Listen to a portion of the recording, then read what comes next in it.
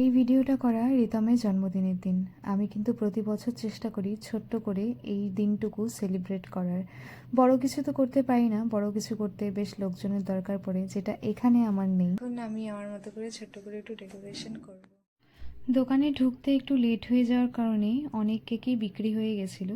তারপর ওখান থেকে দেখে আমি এই কেকটা ওর জন্য নিয়ে আসছিলাম। অলরেডি দুটো বেলুন ফাটায় ফেলছি। এখন এটা হচ্ছে 3 নম্বরটা ফুলালাম, 3 নম্বরটা এই যে, আর এটা হচ্ছে 4 নম্বরটা।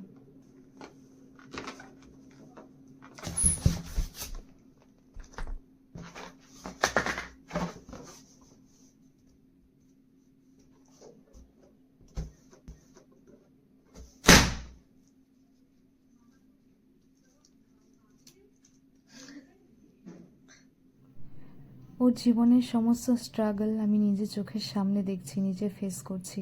এই দিনটাতে আমি চাই ও অনেক ভালো থাকুক, অনেক আগে যাক।